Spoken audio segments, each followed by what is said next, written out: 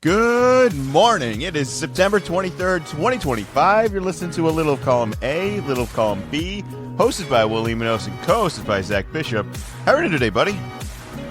What is going on, Will? Disaster. Podcast time, disaster. Special teams, disaster. Patriots, disaster.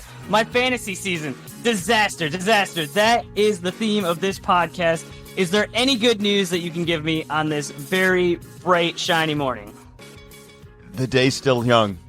It could get worse. It could get better, though. It could get better, though. There's a lot of hours left of the good things that could happen, all right? It just makes me think of the Simpsons when Bart says, this is like the worst day ever. And Homer's like, this is the worst day of your life so far. Oh, no. Well, oh, man. 0-4 in my fantasy. I only got one pick on you, which is basically a loss for me. I got injuries all over the place. Patriots, 5 turnovers. 5 turnovers. That is too many turnovers. It's a ridiculous amount. You shouldn't have 5 turnovers in a month. 2 of them on the 2-yard or closer. That should be 6 points, easy, no problem. At the very least, 3 apiece. It's a 6 total. And just watching it, it's just so frustrating. Only lose by 1 touchdown. Steelers didn't look that good. I don't think they're a very good team. I thought that Drake looked pretty good. Couple of dumb things. He definitely got slammed to the ground really hard. Kind of thought this was where the whole eye in the sky was supposed to look and go, hey, that guy might have a concussion. But, basically replay and then immediate turnover afterwards. But just so frustrating because that's a game that was such a winnable game. But you give the other team 5 extra chances. Just so frustrating to watch.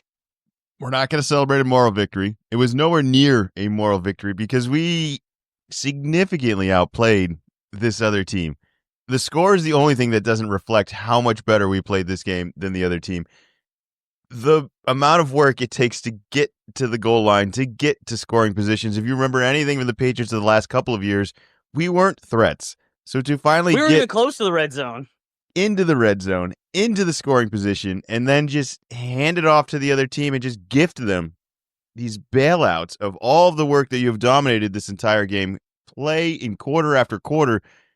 It was a new low. Everyone was like, "Oh man, I don't think it could get any worse." And then it was, nope, we're to pull the rug from under you again. And then somehow at halftime, we're like walking out of this being like, how are we not down at 100 right now? It's a tie game, and we could possibly win this game. We've outplayed this team, and even with the boneheaded mistakes, and then continuing on with the mistake after mistake after mistake. The Rahandre Stevenson, are we done? What more do you want to see? Because I don't want to say we lost the game because of him, but we lost the game because of Rahandre Stevenson. Like, were you blaming somebody else? There's other mistakes here, but I mean those two and the timing of them, where we're just like, hey man, like I don't care what play you run after a turnover. You want to know what you can't do? You can't get a penalty and you can't turn it over. I don't care what else you do. You can take a knee. You could have a terrible play. You could have an awful offense. You could have a bad player do something, but just don't turn the ball over and don't get a penalty. And it was something we couldn't do this entire game. Somehow Pittsburgh had more penalties than us, Zach, and we still weren't in this game. We're just right there. Stupidity. We're very much we're in it. Go down 14-0. It's like, oh, this is gonna be bad. But then we're right there. We're absolutely right there. I think it's fair to blame Stevenson. The problem with this as well is he's not the young guy where it's like, all right, he's figuring it out. It's no, this is the veteran, and this is becoming a problem this year that has leaked over from last year. And what I'm hearing is that Henderson doesn't exactly know what he's doing out there. So I don't know if the answer is more Gibson, but you have to hold on to the ball. Like it seems so simple, but 5 turnovers. Well, it was right off the bat too. All right, so starting from this week, we had 5 this week. When are we going to hit 10? Do you know how the game started? Like, did you catch the start of the game? I mean, first play of the game, Drake almost throws an interception. So it's like, all right, heart attack avoided. Yeah. Beginning jitters. Maybe he's not in the zone yet. Everything's just kind of starting. That's fine, whatever. But then it just continues on. And we just talked about some of the worst things of this. But the start of this game is he almost throws an interception. Stevenson fumbles. We're offsides on our first defensive play. The first time, like, everyone's got jitters. We can't get one play right on either side of the football. Then Steelers march all the way down.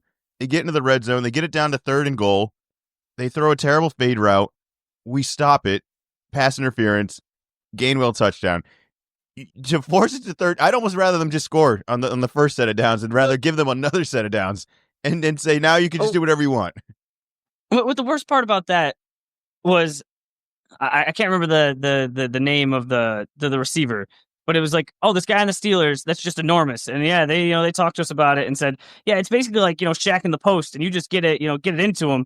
And the Patriots defensive back is just too small. Like, Steelers are probably going to use that play the rest of the year. It's like, well, hold on, wait. Well, one, if this guy is so big, why did we have a guy that couldn't match up with him? All right, so there's a mistake. And 2, he's not Shaq in the post, okay? Shaq in the post is dominant. You can ask anybody, alive. Like, hey, remember hearing about Shaq in the post? Or did you see Shaq in the post? Yes. I doubt that the Steelers receiver is going to be, headed to, records this year. So fine, but just a double whammy. And you know how things get when things are not going your way. Anything the announcer says is dumb, and that just dumb to me. And I didn't like it, and I got frustrated. It's in our own control. Just we forced 3rd down and goal. We did everything you're supposed to do. Just don't get the penalty, and maybe they kick a field goal, and this game looks different. But instead, no, we have undisciplined. And the other thing is Pittsburgh looked terrible. You think Pittsburgh's walking away from this game feeling like, oh, wow, dodged a bullet, we're lucky. Like, there's not a joy of success that they should be celebrating from the way they played either. That there wasn't anything they did right. They had all sorts of same issues. This is a disaster of a game, which is funny because there's disasters all across the league. I don't know who's having a worse day. Patriot fans need to be checked in on, because that was a Sunday that if you watched, really watch and embrace that entire game, there are lows that you might not come back from. So we need to check in on your Patriot fans is what I would say this week, and maybe check in on some of your special teams and some of these kicker situations. There apparently is an attack on blocks. It's a new trend. It's just spreading like wildfire. If you think you have a lock of maybe your kicker is going to kick it in between, make sure he even kicks the ball first, because there are just blocks happening everywhere this past week. Anything stand out for you on the miraculous special teams week? All-time witching hour of multiple blocked kicks. I mean, the Eagles block 2 kicks that they basically need to block. I had the Rams plus 3.5, and I'm going sweet. All right, they're either going to make this field goal or they're going to miss this field goal, and it's going to be game over. I'm going to win.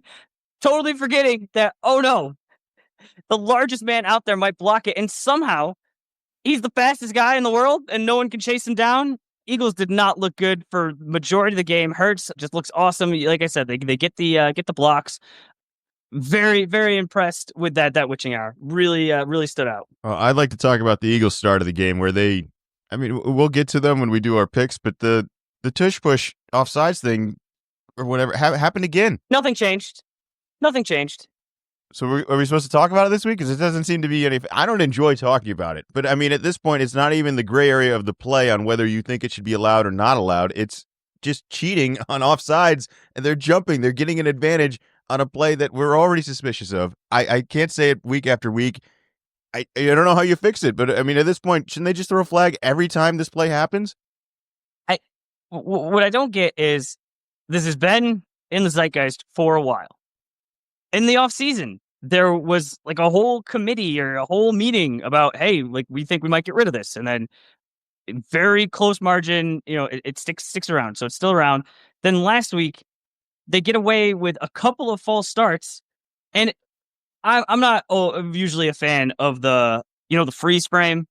I think those get used in not the best of ways. Of you freeze it and a quarterback and it looks like this guy's wide open, but it's hey, if you're watching the game, that it wasn't that wide open. Or other times of, oh, if you freeze it here, look, this guy's offsides. Well, at this moment in time, yes, but you got to watch the full play. But this is not just a moment in time.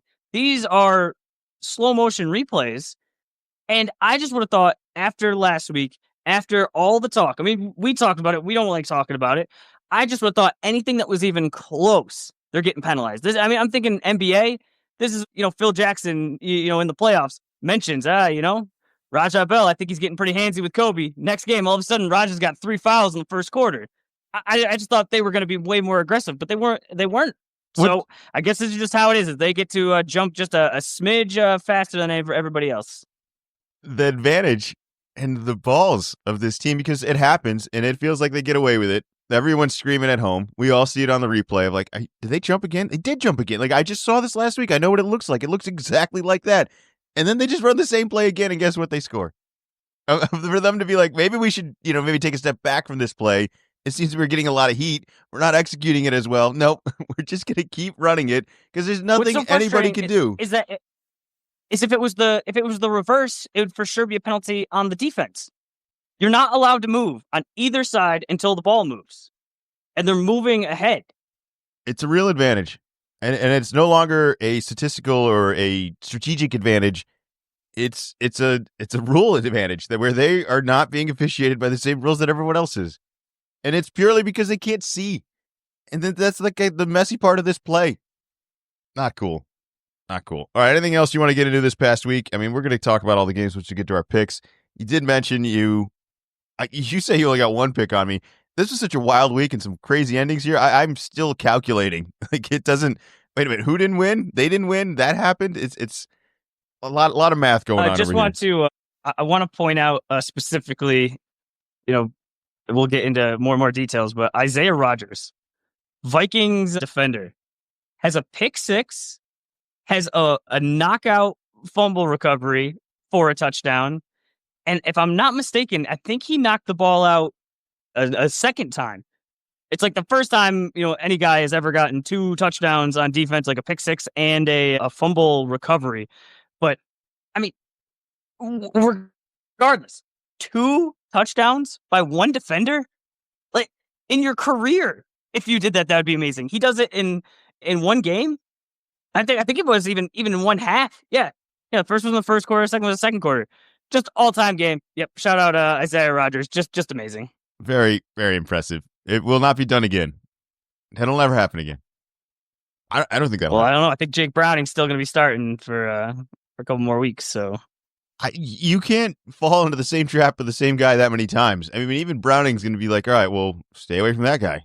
That whole side of the field is gone. No, How many times is that? It wasn't like it was multiple. It wasn't like it was multiple pick sixes. So once is on the quarterback, but the other time he knocked it away from somebody else. Just on one. A true game-changing defensive player. I don't know how else to describe it other than just a dominant defensive performance that really crushed. We'll mention this as we go along, but some of those upsets, but maybe not necessarily considered upsets, but and who won and who lost, but something like this where it's like, hey, Vikings, Bengals, battle of the backups, but Vikings just destroyed them. And there's a couple other games that you look at and go, oof, man, like this is not an upset, but this, the beatdown. I wasn't expecting a beatdown. All right, before we get into the picks, there were so many backups starting this week, and we talked about it last week, but this time, I think that when the Sunday started, I messaged you. I was like, do you think we're going to learn anything new about all these names? Like, the amount of backups that are coming in that are from some day of the past of like, well, maybe. And it's like, I don't know if we're ever going to learn anything new about any of these guys. And I ask you, do you think we should be learning new names? Like, are we in the wrong cycle of just keeping old guys as backups that couldn't kick it as starters, and maybe we can just deal with it for a game or two? Or should we just have like new guys out of nowhere every week of like, I don't even know this guy's name, but let's give him a shot because I've seen what these guys can do.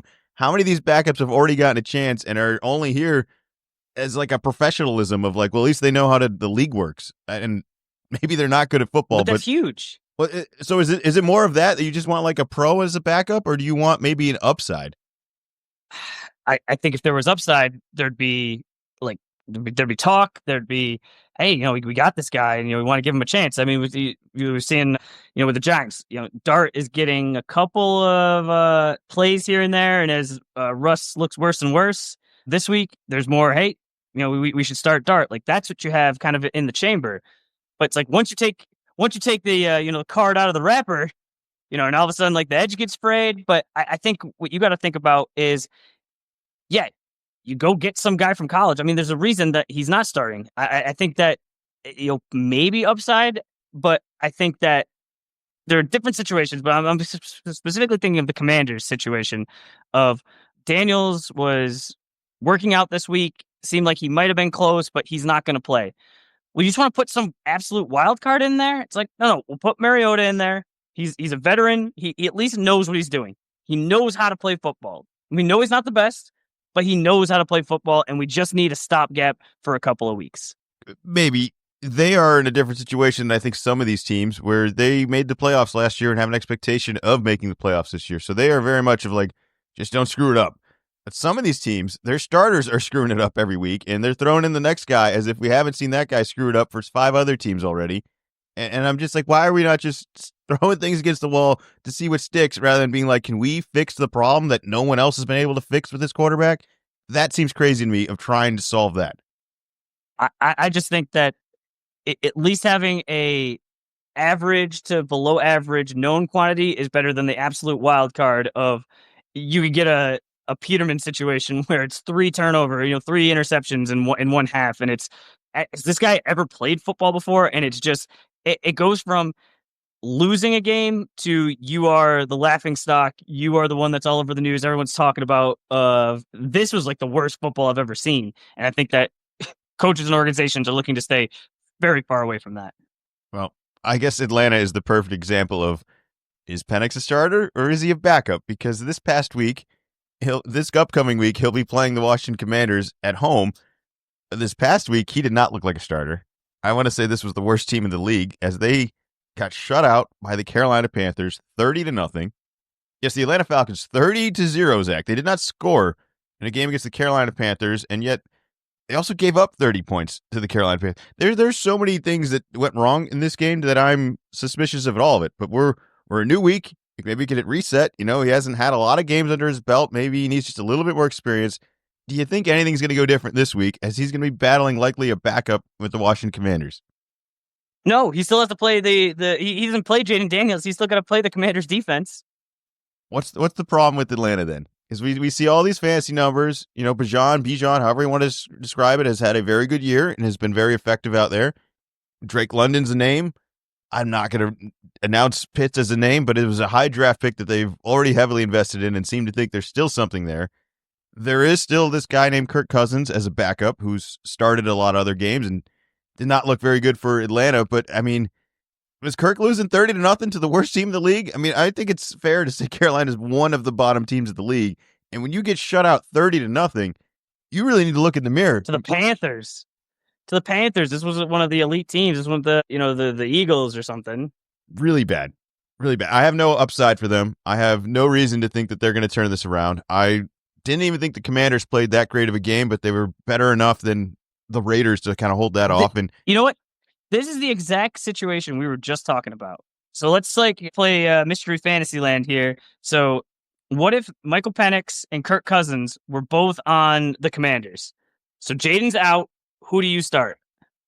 I would start Cousins. I understand that's what I'm saying. Of once it's right in front of you, and then you see what happens. And for sure, this is a little easy to do because Penix was awful. Personal note, he's the one that I started in place of Jaden Daniels because I need to pick somebody up to start. But this is it could have gone the other way, and I could have picked a different decision where Kirk comes in, doesn't really do anything, and then you have some guy that comes in and is a little more razzle dazzle. But I think in general, it's just like this is more likely what's going to happen is you play Penix, you hope that he's good. He's still starting off early. I'm not, closing the door on him. But if you're just looking for just kind of run of the mill, maybe above average, but it won't be an absolute disaster, that's where you get Kirk Cousins in there to just take care of the ball, take care of business. I think you do that until you have 2 first halves in a row with Cousins not scoring at all. And you're like, we're not even scoring. We have 0 this half. We have if they start this game and they have 0 at the half here, you're not thinking maybe the second half we work someone else in there? Like even the other way around. How frustrated are they with special teams? Well, I think 2 misses start the year. Last week he's still on the team, but injury. But is he actually injured, or maybe they're just kind of testing something out? Bring in the new guy. New guy looks good to start. I think he got player of the game, but then this week 0 for 2, and these are some of the saddest field goals where. I mean, for sure, it's deep, but it's in the second half. You haven't scored. You're down double digits. And you're going to kick a field goal? Well, I feel like they're punished on purpose. If you're just going through the motions, then you don't even get to make the field goal. Like, at least try to win the game. Take a swing, do something, but nope. Nope, we're just going to kind of roll over here and we'll try to get, 3 points and, I guess change this from a 4-score game to a 3-score game technically, but no, this is over. Really, really sad misses. I mean, the first kick for the Atlanta guy, I was like, Koo should be celebrating right now. That guy missed it so far left. That was by far the worst miss yesterday, and there were some ugly misses. The going for the field goal when you're getting completely dominated is, all right, well, let's just not get shut out. And then to miss the kick is 10 times more embarrassing if you've just done what you said of just keep trying. Like, you're down so much, at least act like you're trying to win the game and not act like you're trying to make the score not look as bad. Like, there's two different things there, like don't. Like, are you about wins or are you about moral wins? Because kicking the field goal down that much, you're going for some sort of weird moral win, or I guess you're trying to avoid a moral loss. I don't even know, but it just well, it was worse because it didn't work either. Like, that made it way more worse. Anyway, you still got shut out. Yeah. Way more embarrassing. All right, so I assume we both got the Commanders this week, and who's it going to be? Wentz? Who's we're starting with the Commanders. Well, it's going to be Commanders at Atlanta, right? Oh, no. I'm sorry. Seahawks at Arizona. Sorry. Seahawks at Arizona on Thursday. I had to get to Atlanta. So I don't have my notes in order as much as I want right now. That's my problem. I'm already skipping to the next one. All right, Thursday, we got the Seattle Seahawks at the Arizona Cardinals.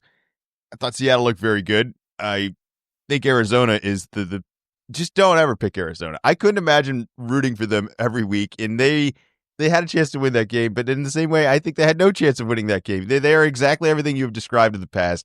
You just can't trust them. You can't trust that team. Do you know why you can't trust them? Even to the next level? Is because last week my pick was 49ers minus 1.5. How much did the 49ers win by? They won by 1 point, and they're lucky they won. They won by 1 point. So Cardinals did just enough to not win the game, but for me to lose my bet. So at the next level, the Cardinals, they're just coming after me left and right, but I will not be picking them this week. I think they were going against a very banged up 49ers team, still running Mac Jones out there, who he was serviceable, but for the Niners, I think Brock Purdy's going to be coming back, but I'm just not going to do it. I'm not going to pick the Cardinals. I'm going to pick the Seahawks. I think the Seahawks, even if this wasn't like a don't ever pick the Cardinals sort of pick, would be like, no, I like what the Seahawks have done. I think Jackson Smith and Jigba has looked incredible. Kenneth Walker, they don't have Charbonnet this past week. Nothing looks like a problem. Taking care of business. They should take care of business again this Thursday. I'm not reading too much into shellacking the Saints. I think the Saints are bad, but just I think that they better team than the Cardinals. They're at least a professional team. All right, so we both got Seattle on Thursday. Sunday, bright and early, 9:30, Minnesota Vikings at the Pittsburgh Steelers. We talked enough about Pittsburgh. There's nothing they should be celebrating. That's a win that should count as a loss. That is going to be a win in the win column. Outside of that, Minnesota had a miraculous defensive day of dominance. They dominated so much. I know you highlighted the one player who had an incredible day, but Cincinnati gave up. Like, this was a beatdown to the point where Cincinnati didn't even come out of the second half, couldn't even close the first half, where there's like a minute and a half left, and they go for a kick. They miss the kick. They go in for such a deep kick that the other team is suddenly in field goal position, and they get 3 more points. It was embarrassing. I thought Browning was going to be a lot better. I thought all of the weapons on Cincinnati was healthy, and Minnesota made it look like they had no weapons. Who you got this week between Minnesota and Pittsburgh? I will be going with Minnesota in Ireland. Yeah, how could you not? I mean, you tell me Rodgers and all this is going to be better against a better defense? No way. Minnesota's defense is way better than whatever we did this past week. All the Vikings have to do is only turn it over maybe 3 times, and they're going to be set. Yeah. That's so rough. Oh, the Pats are a mess. All right, next game, Washington Commanders at the Atlanta Falcons. Finally got to Washington here. I don't have high hopes for Atlanta either. I think even if they bounce back this week, they're still going to have their hands full. And what does a bounce back even look like? Like, what does Atlanta score this week? Can they get on the board? Yes, they will score single digits. That's not going to get it done. I think Commanders, no problem. Jaden could come back, and I thought that Mariota put up points. He was a professional out there, so even if it's Mariota, still confident.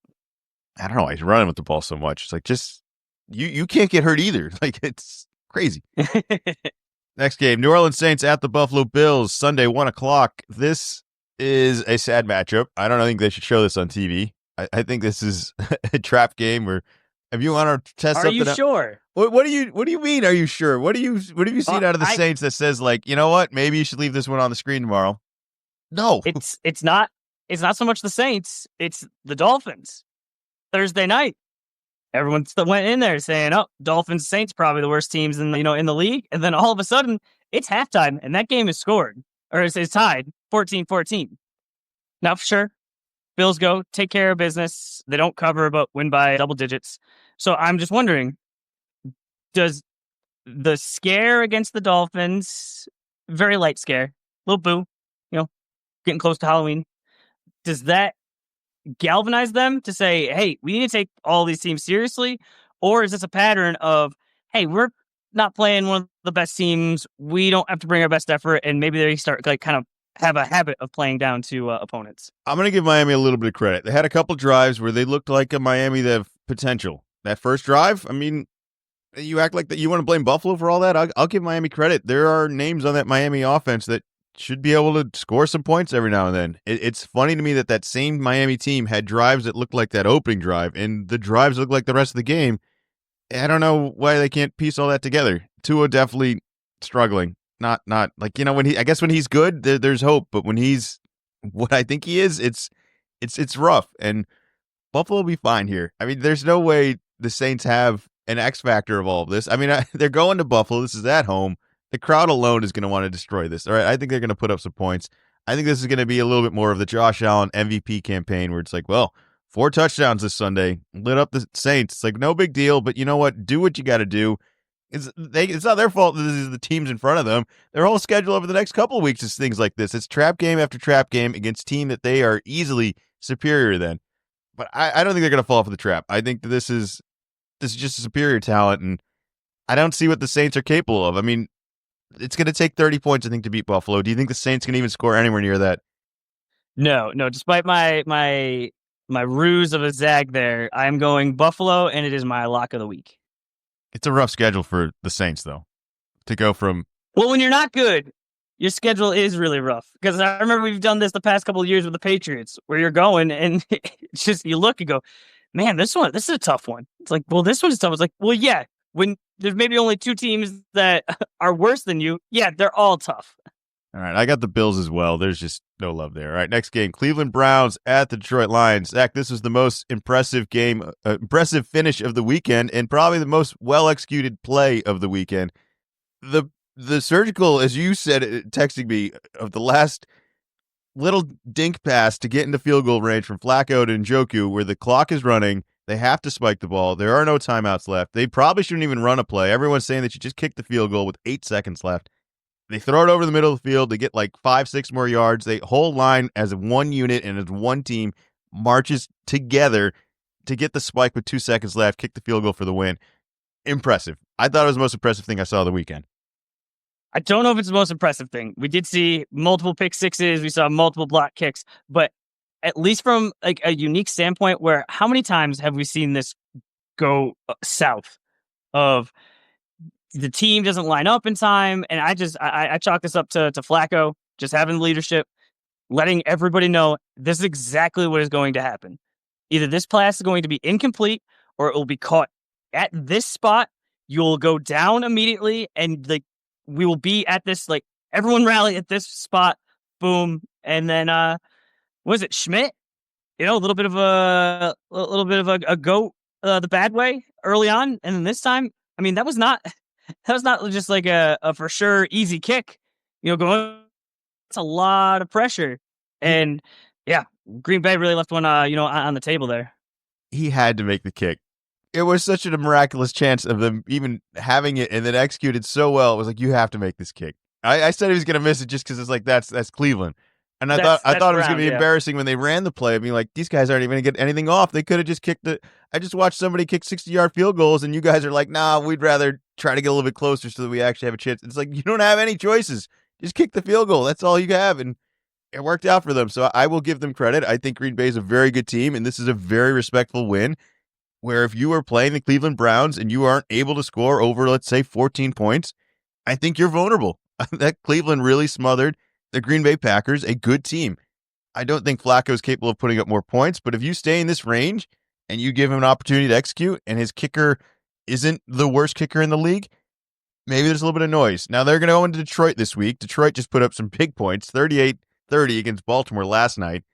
The fourth down dogs, Detroit Lions, are a little bit more than what the Packers were putting up last week. I think this offense still cooks. And despite having a very, very good week with Cleveland, I'm excited to see what Hutchinson's going to do. He's an actual threat. That punch out was incredible for Detroit, and I thought they looked really good against a good Baltimore team. I got Detroit. Is there any chance we got some momentum for Cleveland, though? It's going to be tough. It's going to be tough. Lions put up a lot of points. To be able to walk this tightrope and to go back-to-back on a team that, if the Chiefs all of a sudden went on some sort of run, it's like, oh, okay, it makes sense. But if the Browns do it, I'd be surprised. It was with defense. Real defense. Some teams still play that. Do we need to start getting worried about Derrick Henry? I'm giving Detroit credit here, but if we take away some Henry fumbles, are we maybe having a different feeling about Detroit this morning? This is the Ravens have scored 111 points through 3 games. It's the most points through the first 3 games of any team with a losing record. That's not good, and I think it points directly to Derrick Henry. I think it was the past year. I think he had 3 fumbles this season. He's already got 3. These ones in the fourth quarter, they're just backbreakers. Like already this year, just all you gotta do is just hold on to the ball. And this is most likely the Bills game, and then this game. I mean, maybe this one not so much, but it's like you're if not going to win, you're in a much better chance to give your team a chance to win. And it's very, very, very peculiar because he's not, a smaller, quick guy that you feel like can get, physically dominated. He's the guy that he lays the boom. He does these things. So he's got to get it figured out because it is not helping his team out. Well, what are you supposed to do? Are you supposed to play somebody else? Like, doesn't that sound ludicrous? Like, you talked about Shaq dominating the post. Like, this is like, we're going to let someone else shoot from the outside, and we're not going to give the ball to Shaq in the post. It's like, no, we're going to give the ball to Derrick Henry. You have to. This is what you're supposed to do. You got to run the clock. You got to control the game. Henry is supposed to be the trustworthy person, and I ask you now, are you starting to lose a little bit of trust now, or are these just, like, is this correctable, or do you think that they should be blamed of a possible trend here of Henry fumbling and that they're just leaning into it too much? Like, I know you want to trust him, and I want to trust him too, but should we take a step back maybe? Who do you want to give it to? I don't know, but you want to just keep doing this? If this happens again next week, are you not telling me that we got to try to maybe do an alternative to all this, that maybe Henry's starting the first half of the game, second half of the game we get it someone else, or you just start taking knees with Lamar? Like, you can't fumble. You're better off just not turning it over. I hear what you're saying, but none of it makes sense. And I'm looking at the box score. Do you know how many rushers the Ravens had last night? No idea. I don't remember anyone else.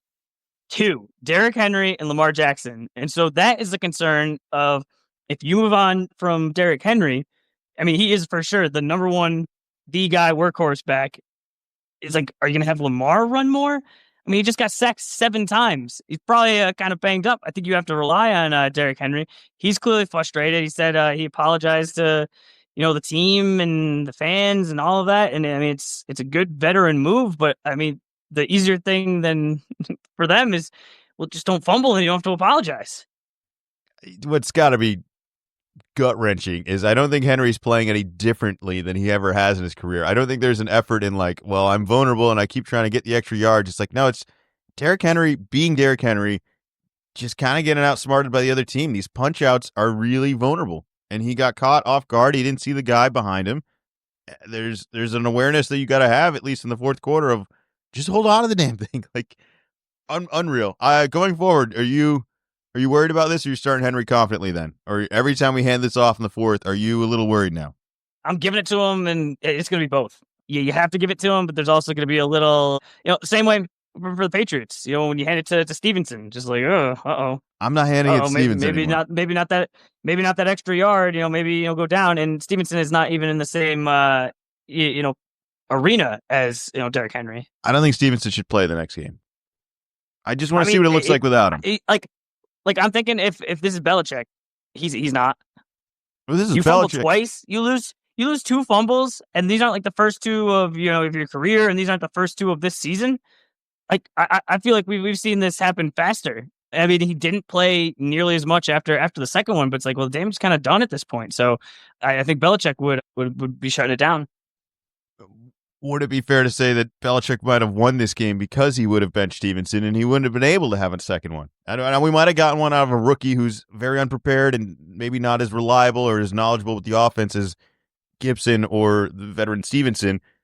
But we didn't need that. We just needed not to turn the damn ball over, and we would have been fine. I'm Yep. gonna it's just gonna keep rewinding in my head Yeah. of like, oh man, we Yeah. were so close. We did so many things right. If we had just done less dumb things. Goal line. Goal line turnovers. That used to be what other teams did, and we took advantage of.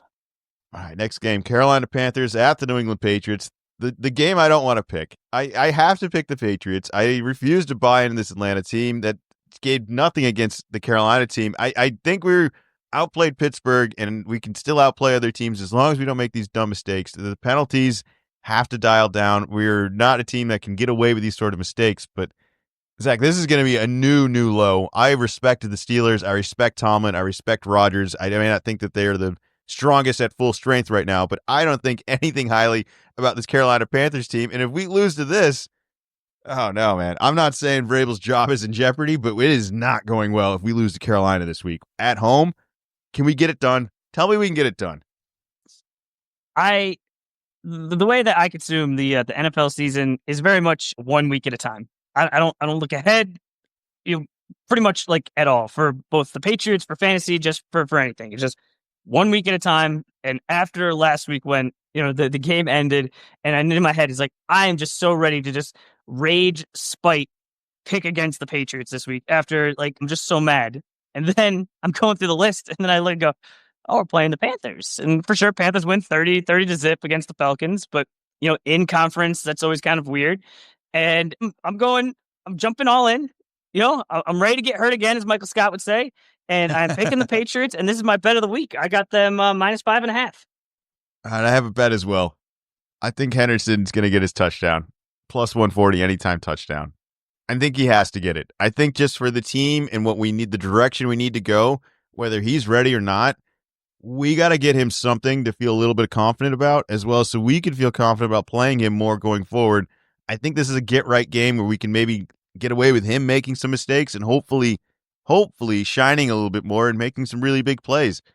Because I think we need this as well. We don't really have an explosive back. Like, Stevenson's trustworthy and versatile, and same thing with Gibson, but they're not explosive. Henderson could be explosive. We are a different offense with Drake kind of slinging it around and suddenly having an actual threat in the backfield. I think this is the week where we can look like that threat against this team and just at least fake it until we make it. Like, oh, we did it against Carolina. It was like, well, it's just Carolina. But, we better than doing it never. I think that's this week. One thing I do want to point out, and this just goes into the frustration a little bit, was I'm pretty sure we either went 4 for 4 or 4 for 5 on fourth down conversions, and one of them was deep in our own territory. Kind of talked about the Falcons earlier on, we'll just try to take the the field goal, which is really not going to have any impact on the game. Where in that situation, we needed to score points, so we could have for sure punted. And if that fourth down doesn't work, it looks way less. But I think there should be a shout out to to Vrabel, where a lot of this sloppiness gets pushed on him, but having the confidence to go for it and to have the right play call ready to go, whether that's him or McDaniels, just as a coaching staff. I think there could have been a lot of times where, you're watching going, okay, I like that we were aggressive on fourth down, but what in the world was this play? And they worked out. So we don't always give the compliments, where if we hadn't got those fourth downs, we definitely would have been complaining today going, wait, you're going to just run off tackle when it's 4th and 2? Like, that's crazy. All right, last question about the Patriots. Oh boy. Can we win the penalty battle? Can we have less penalties in Carolina this week? I sure hope so. Like, we have to.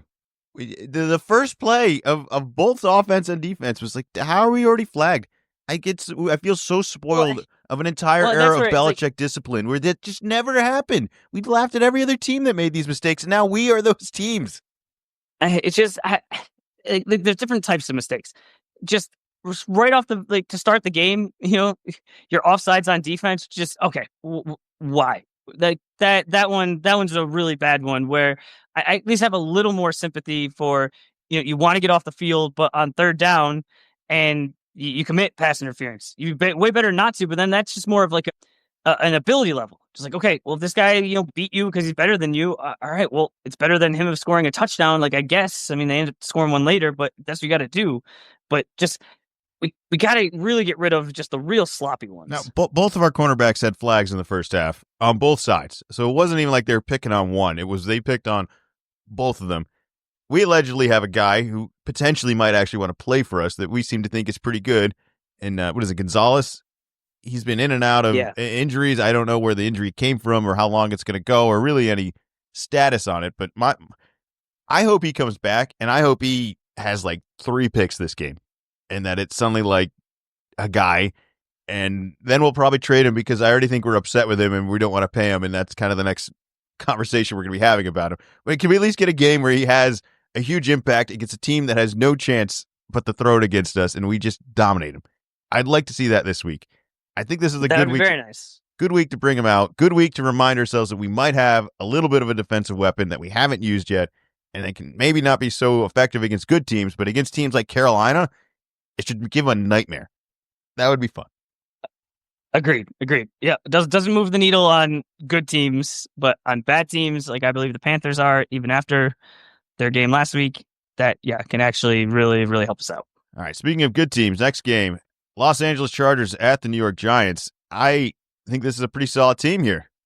This is a decent win against Denver did the be within striking distance sort of thing, and it's like I don't think Bo had a great game, but it could have still kind of potentially won the game. Chargers were solid, I thought, this entire game, and just being solid in the NFL is going to get you a ton of wins. And it's definitely going to get you wins against teams like the New York Giants that are not solid in any aspect of all this. That was an ugly game for the Giants. Kansas City should kind of be embarrassed that game was even what it was. I think the Chargers are going to handle this no problem. In on Keenan Allen. What a revival back home with the Chargers again. This is a great story for him. Herbert, there's nothing really new to say about it other than he's finally getting some wins and the rest of the pieces are kind of fitting together a little bit. Najee Harris is out. That one hurt though. The Achilles fall down is non-contact. I was not prepared for that. It's so brutal to watch when you know the full effect of it, and it happens so immediately. I've seen it so many times in the NBA where the guy falls exactly like that, and it's like you already know. And he knew, and everyone else knew, and it was such a bummer. Hopefully nothing like that happens in this game. But do the Giants have any upside of all this? Because I wouldn't have brought Russ out of that second half after we just had a bunch of field goals and no real threats. And I know Russell Hustle Bustle was good the week before, but I thought they were kind of in striking distance of taking on the Chiefs this game if they had just had any juice at all. So are the Giants maybe a little bit better? A little bit better than what? Than what they were last week. I think that Russell can he's got the arm strength to throw it, but like the accuracy. So I think, against the Cowboys, bad defense, it looks like, okay, put up some points, put up some yards. But against a team that can actually play defense, these are just it's just a mess, and it looks really bad. And so I think that this is his last start. He starts against the Chargers, then the following week they're at the Saints. Nice Saints. That's when you start Jackson Dart. New era begins right there. I like the strategy. I got some bets in this game because I think they're still going to get some points. I thought they took Neighbors out of that game entirely. The Neighbors couldn't even get anything. I think he had maybe one catch, if that. Slayton was getting a lot of action, I thought, for the Giants because they took away a whole one half of the field with Neighbors not being really effective on that. So I think Slayton's going to get an anytime touchdown, long shot here, plus 400. And then I like what the Chargers are doing. I think Quinton Johnson anytime touchdown is another potential where he's going to get one soon. I can already feel it. It's coming. He's going to get a huge touchdown at some point. Plus 190 for this week. Quinton Johnson anytime touchdown. I like our odds with all that, and I think even if it's another quarterback for the Giants, I think even Slayton is going to be he's kind of reliable, and he's kind of the safety blanket. At least I thought he was last week for a miserable offense. And if it's the problem is he's their number 2. Well, he should be farther down the line of a safety blanket, not problem. as reliable. Yeah, not the number 2 guy. So I think that's why teams are able to just focus all of their attention on Neighbors, and they don't have to worry about the other receivers. Yeah, well, good luck to them this week. Shout out to the Chargers for finally being adults and winning games they're supposed to win. I don't need to bring up the history of it all, but like, it doesn't seem like it's that different of a team of the past, other than they just know what to do at the end of the game, and they're not doing the dumb things that just cost them games. I still have that as a concern on my list, but not against the Giants. All right, next game. Philadelphia Eagles at the Tampa Bay Buccaneers. I love the Baker magic. Emeka is the real deal. The Mike Evans injuries, kind of concerning, but they're loaded with receivers that more guys might come back, that this might actually be good where they just shuffle guys in and out all year. I'm not worried about Tampa. I am a little worried about Philly. I mean, talk about playing with your food. The cheater Tush-Push we already kind of talked about, but this was a slow start, a miserable start, of which they probably shouldn't even had that 7 points to begin with because they cheated. And yet, here they are. They come all the way back. I thought they could have gotten more outplayed this game. A.J. Brown has an incredible comeback catch. I thought he looked like 10 feet bigger than every other player on the field off that catch. I don't know what to say about the second half. He had a huge second half. I don't know what to say about the Eagles here.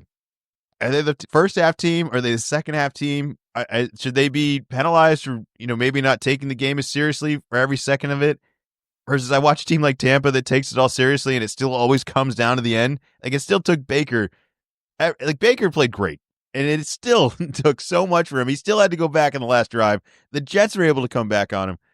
I want Baker to win. I really do. I refuse to support the Eagles, and I don't love anything about what they did last week. And I'm really disappointed that they didn't get the win for the Rams. Like, I would have came back and crushed the Eagles this week, being like, you guys didn't take it seriously. You didn't make any of the big plays. The Tush-Push is unreliable. You're cheating anyways, and they got the win. I hope they don't get the win. I got Tampa this week, just purely out of I don't want Philly to win. I can't believe they pulled that off. Who you got this week? I looked at it. I wanted to, but I'm going with the Eagles. I know that they didn't look so good, but they were able to do this against the Rams. If the Bucs really had anything, you're not close with the Jets. Starting Tyrod Taylor, just you shouldn't need to pull out the magic, and that makes it 3 for 3 that they've had to come back in miraculous fashion. And that's a good thing to have that ability, but you're relying on that too many times, and sooner or later, you're going to get left on the side of the road. And I think this week they're getting left on the side of the road. They're just not going to have the firepower. I got another bet. Baker Mayfield, anytime touchdown. I think he's going to run for one. Plus 600. Long shot. I think he's going to be active. He's going to be scrambling, and they're going to be covering all these guys deep, and he's going to sneak a couple runs on them. I think that's a decent possibility. All right, next game, Tennessee Titans at the Houston Texans. Indy might be good. So, depending on your opinion of the Titans, again, super young team. I think they're going in the right direction. At some point, this might click a little bit, and it might get a little bit better. I think this is the week because I'm out on Texans. You talk about not wanting to root for the Eagles. I don't want to root for the Texans. I thought that was ugly. This felt like a London game. There was no offense. Nobody's moving the chains.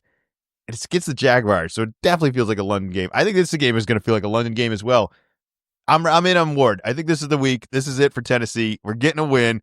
We're taking down the 0-3 Texans against the 0-3 Tennessee Titans. Let's have a game. Let's have a game, Tennessee. I think this is it. First win of the year for them. Lock it in. I'm concerned maybe Stroud is banged up or something because it doesn't look like the highs have looked in the past. But I do not trust Ward. He still likes throwing it very much across his body, and that is just a recipe for pick sixes. So I'm going to go with the Texans. At home, they'll get the first win. I think his schedule's been a little bit better. I think Tennessee's played some actually decent teams, and that this is going to show this rookie what it could be like when you play a bad team. And it's like, oh, he might be better than some of these bad teams. Oh, this is easier. Yeah. So I think even if they lose, we're going to see at least some of the bright spots of why they drafted him where they drafted him this week. Purely on, I just don't think Houston's a very good team.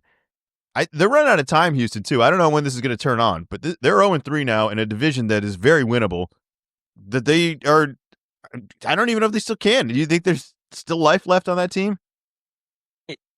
If they lose the Titans this week, it's over. It's done, though. I think it's already over. I think they're going to lose this week. This is it. All right, next game, Indianapolis Colts at the LA Rams. I'm in on the Colts, man. Keep that punter on ice. We don't need him. They look confident. They look in control. Jonathan Taylor is just on one. He looks healthier than ever. I like what they're doing. And the Rams did a lot of nice things against the Eagles, and I respect the Eagles, and they should get a ton of credit for it. But they lost, and I don't know how you could make a team look so bad for 3 quarters and still lose, and then pick them the next week. I'd rather go with the Colts. I think there's something steadier about that. The Rams have such a good way of staying in games that they might be able to sneak this one out. But I just like what the Colts are doing, and I don't really love what the Rams did. I got the Colts. Who you got? Colts are a fun story. They go a week longer than the Saints did, but this fun train is going to be coming to a grinding halt this week. You look at who they beat. Beat the Dolphins. Dolphins aren't good. They beat the Broncos. I think the Broncos are pretty decent, and that was a goofy ending that probably should have been a loss. But so say they're 2-1 right now, and then the last one, destroy the Titans. I think the Titans are also bad. They're in the Dolphins category of bottom of the barrel. So Rams are a legit team. And so maybe they'll get lucky and there'll be some sort of leverage play, which a whole bunch of block kicks and all of a sudden no leverage calls this week. So interesting. I'd like to see the comparison head to head there. But yeah, I'm going with the Rams. They look good. They had a huge lead. They really embarrassed the Eagles for a majority of that game. So I understand it all. And it wasn't special teams. All you need to do is not allow 2 block kicks.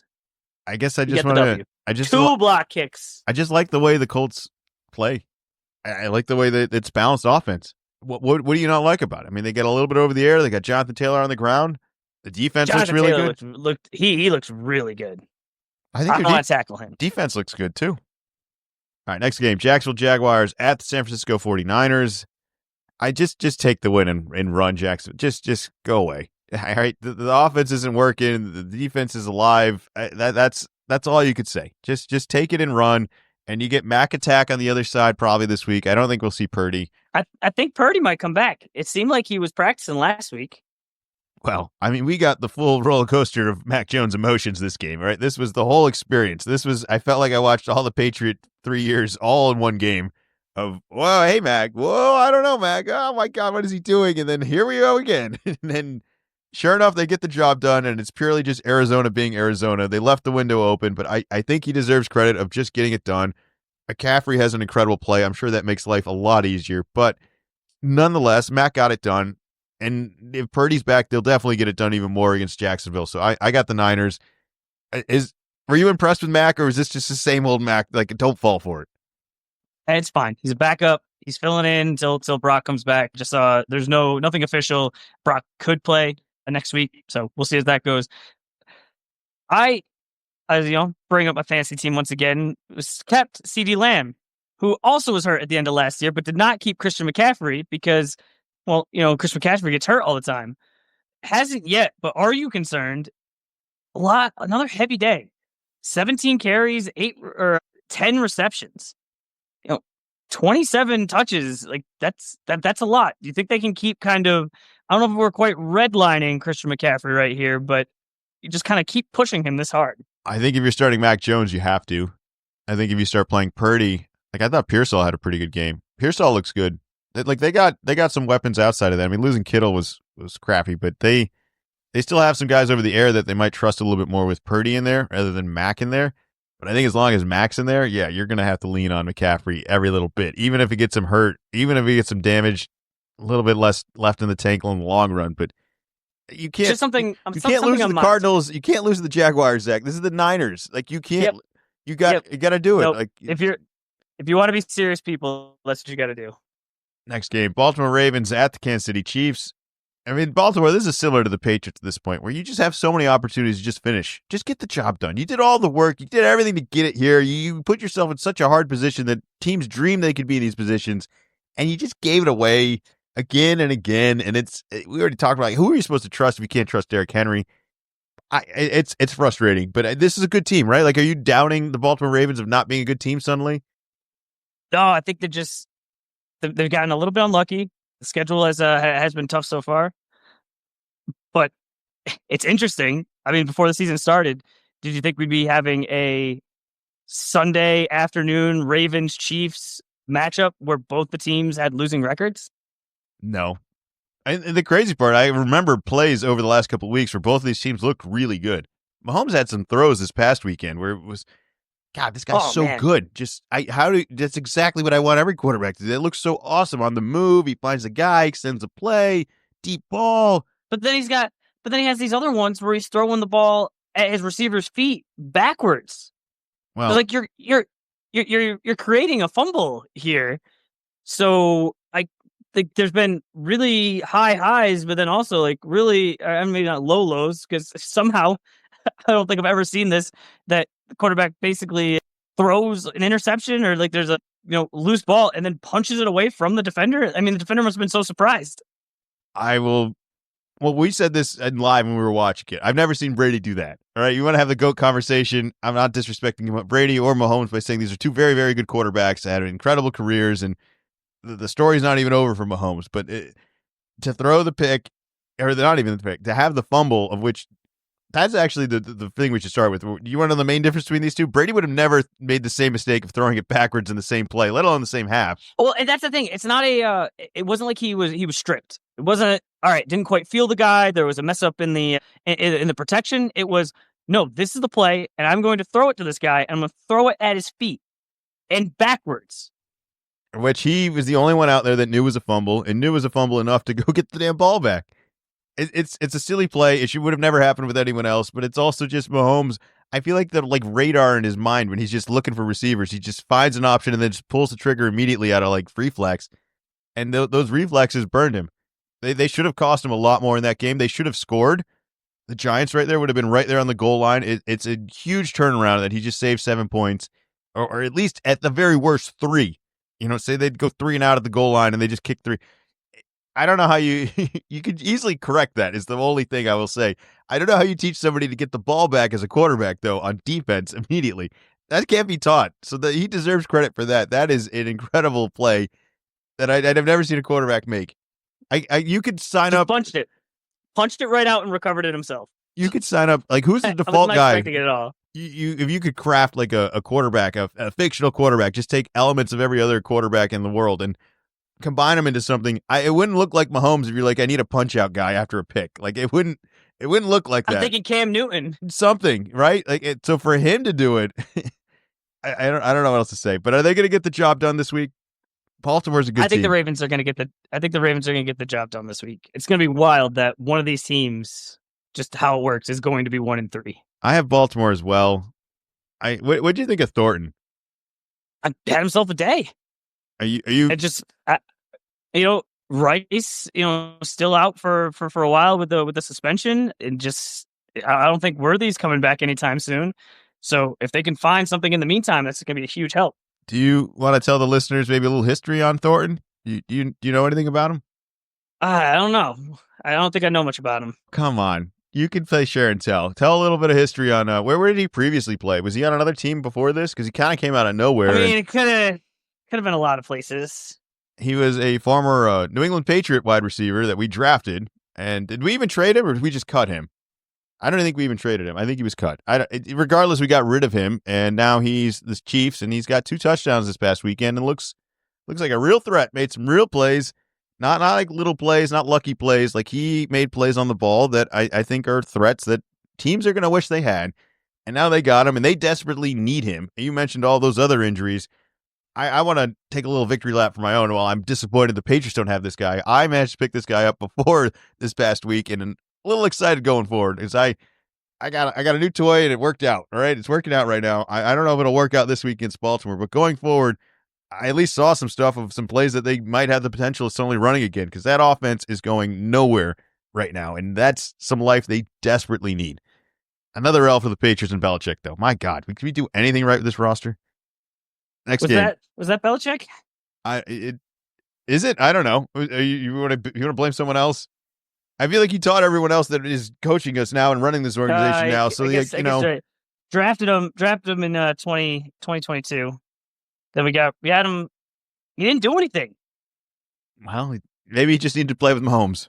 Makes a real big difference. I guess that yeah, it is a big difference between Mahomes and Mac Jones.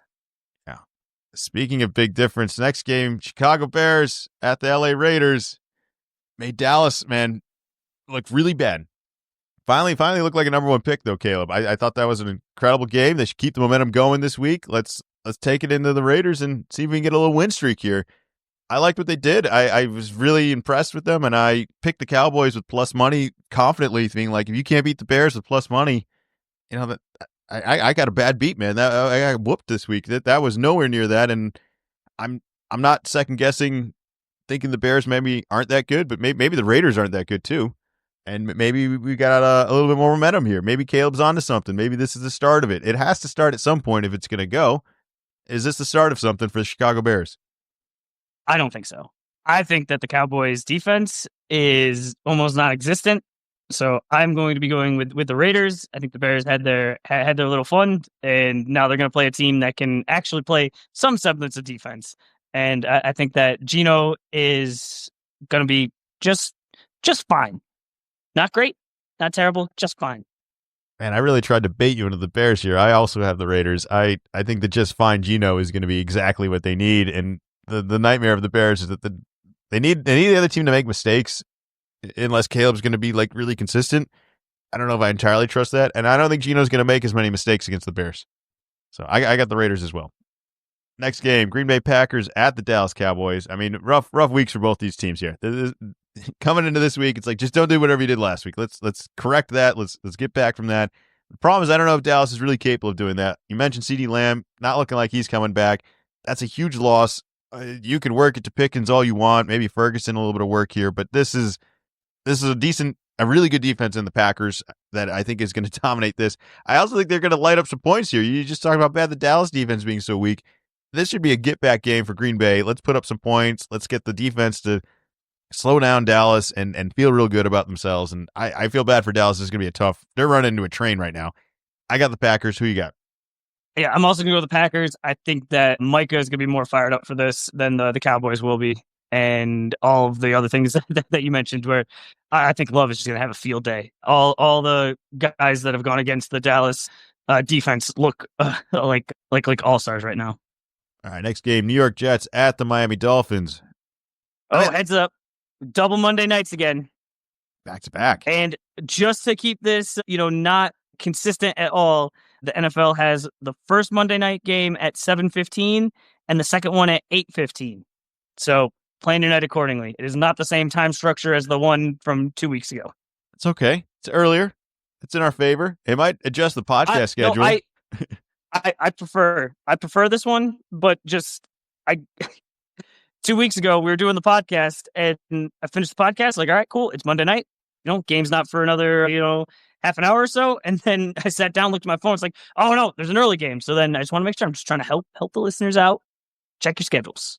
Are you saying you're going to watch this early game? I mean, should we move the podcast so that you can watch the New York Jets at the Miami Dolphins? Is there an appeal that I'm missing to this game? You mean the 0-3 New York Jets and the 0-3 Miami Dolphins? You don't want to see which team is going to get their first win of the year? They should show ESPN Classic What happened game. to your predictions of ties? This seems like one of your tie predicting games. No, this should be blacked out. They should reschedule this. I don't understand. This is an awful thing. I know ESPN's in control of the Monday night games, and the sad part is the next game's not even going to be any better, where Burrow's going to be out, and that should be another good game. This should at least be like a spicy rivalry game where like maybe one team will get a leg up on another, but this is just two bad teams.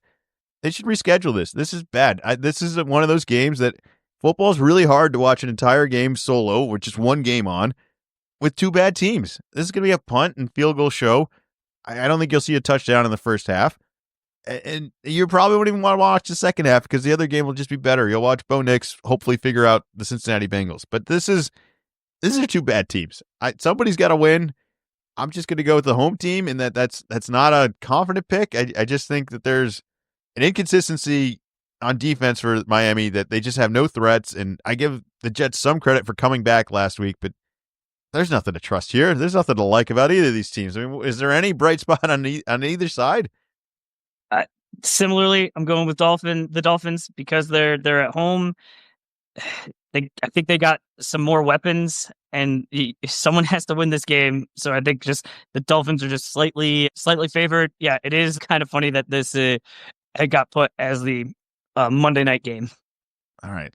Last game, Cincinnati Bengals at the Denver Broncos. Normal Monday night start. This is now what, 8:15? Yeah, normal Cincinnati completely gave up last week, and you could blame the defensive miraculousness of some of the Minnesota Vikings plays. The one guy just doing everything against you. But this was one where it looked like this team wanted to go home, and there was still an entire half that needed to be played.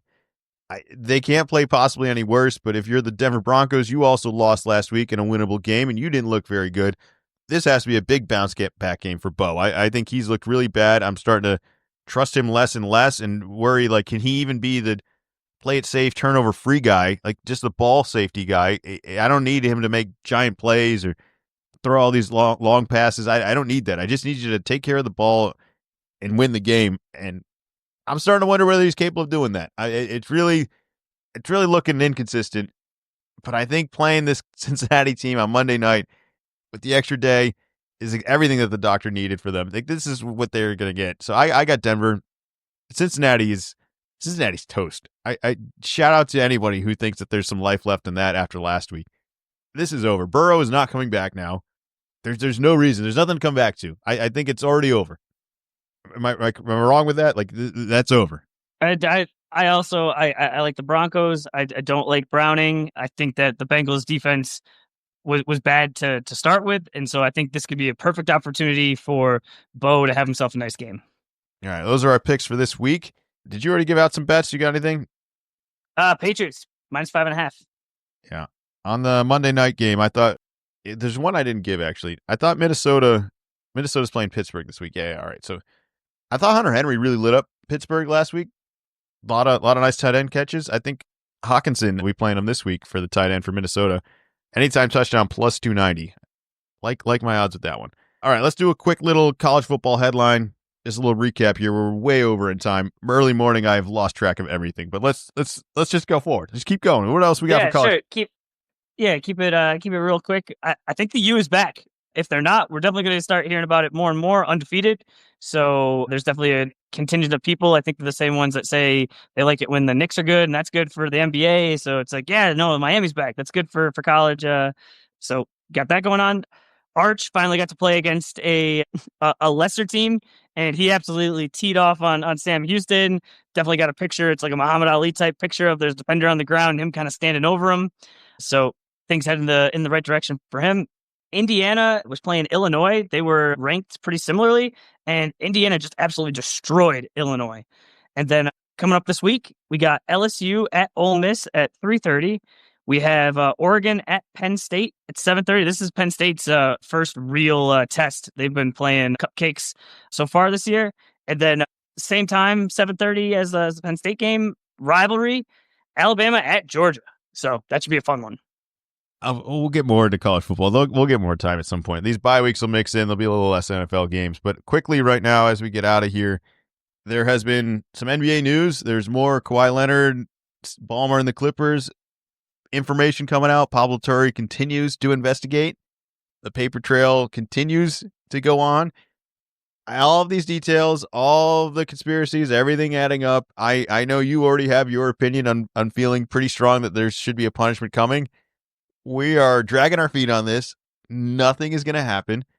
I think more and more stuff is going to come out and less is going to happen. I don't know what we're hoping is going to happen, but I am predicting that nothing will continue to happen, even with all of it. What's been really nice about this is that Pablo, I wonder like if he has all of this news and he's just being really smart about not dumping it all at once and it's one news story of like continuing this and really putting the pressure on. I think that the biggest news that came out was that Ballmer admitted that he was duped by Aspiration. So there's no longer, oh yeah, I don't really know this company or anything. It's like, oh well, now we've gone from I don't know who this is to oh no, like they tricked me, which leads to oh yeah, actually, yeah, I did know what I was doing. Haven't got there yet, but I like how Pablo kind of, drips this out, and it seems like he's I don't know if it's when he hosts his show or when the news comes to me is right when like at lunchtime when I'm at the gym, and it gets me so angry, and then I talk to you and you make me more angry about it, and I get some like really good workouts in, and I go like in a circle from like you're ridiculous, you don't understand how big of a deal this is, to then you like wrote me back and to then make me less mad at you and more mad at the NBA, where I heard a rumor last week saying that the NBA is doing their investigation, they're going to check it out, but they've already decided they're not going to conclude their investigation until after the All-Star break. For those of you not familiar, the All-Star break is going to be hosted by the Clippers, by Steve Ballmer, and the All-Star game is not until mid-February, after the Super Bowl. We are early in the football season. Like, when all of the football season has ended, then we're getting close to this. And once I heard that, it's, okay. They are looking to get this to the season when this is no longer the only NBA story. We'll have actual basketball games, actual things to talk about, and just push this as long as possible. Silver has already stepped on his, he's already put his foot in his mouth on this of, oh, no, I didn't know anything about aspiration. I've never even heard of the company to like, oh, well, no, I hadn't heard about the dealings that they were doing. Like, oh, okay. Again, seems similar to Ballmer of, well, what else do you have, Pablo? What else do you got to talk about? So this just seems like NBA does not want this. This is not good for them at all. They want this to go away as badly as possible. So I'm interested to see how much Pablo keeps going, how much pressure the NBA is putting on Pablo to say, hey, shut your mouth about this. Make this go away. How much money do you want? Make this stop.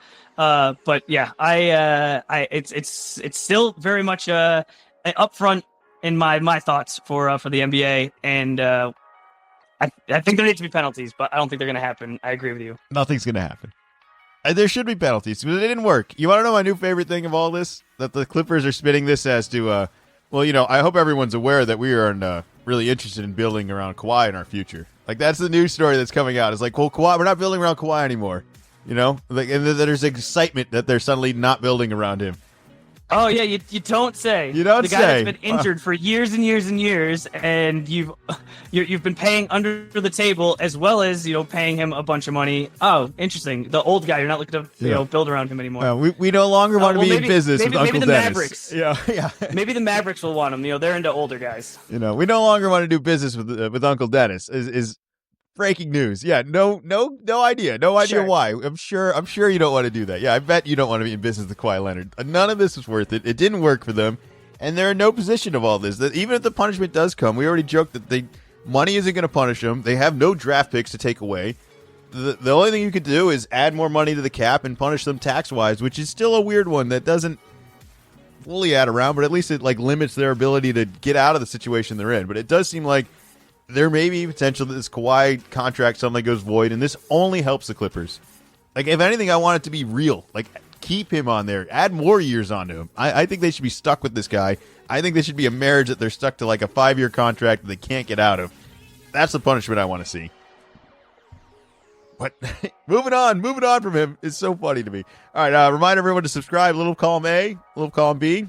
You can follow us on Spotify or wherever else you listen to your podcast. Make sure you follow Zach on his X account, which is Wicked Z-Man 24. Zach, couple more weeks.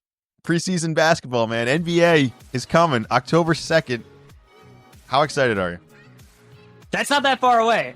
I'm ready. I think it was a lot of fluff, but you sending me that radio, it wasn't even an interview, but just two guys from Boston talking about that the Celtics were very happy with how hard that Tatum was working. I know it doesn't impact the season at all, but it brightened my day. I heard about it on Thursday evening, and it made my whole weekend. How often does a team say they're doing everything we hoped he would do? That doesn't happen often. This is a good, beautiful relationship. It's prosperous. Very excited. Yeah. We'll be back. Same with Tatum. He'll be back too.